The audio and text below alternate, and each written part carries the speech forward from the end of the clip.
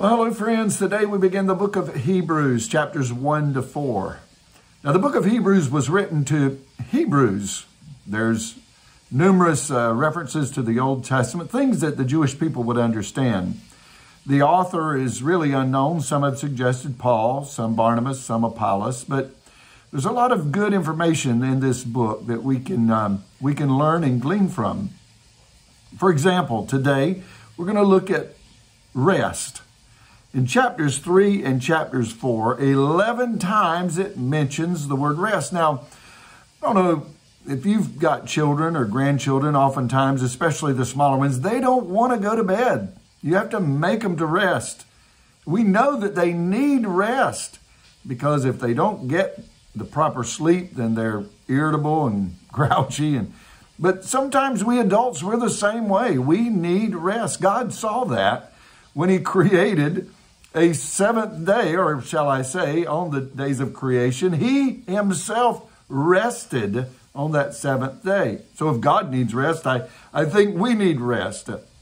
I think of the 23rd Psalm of the Good Shepherd. The Lord is my shepherd, I shall not want. And the first thing that the shepherd does is makes us lie down in green pastures. So that's rest.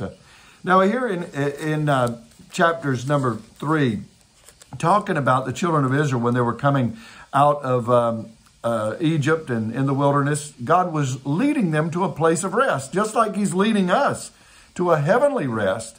But there is a place of rest that we can have here on earth also if we'll be obedient. But in chapter number 3, it says, "Do not harden your hearts as in the rebellion on the day of testing in the wilderness. Your fathers put me to the test and saw my works for 40 years. And he provoked, therefore I was provoked with that generation, that they always went astray." And then verse 11, "And I swore in my wrath, they shall not enter my rest." Over in chapter 4, we see something very similar. In verse number 3, "I swore in my wrath, they shall not enter my rest." And then verse 5, "They shall not enter my rest." And then in verse 7 it says, "Today, if you hear his voice, do not harden your heart." So friends, I say to you today, let's listen to the voice of God.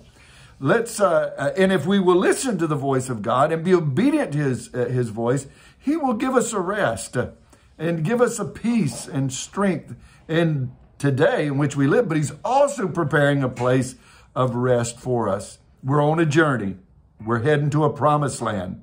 Let's accept his words, his rest now, so we can have an eternal rest later. God bless you. Have a wonderful day. See you tomorrow. Bye-bye.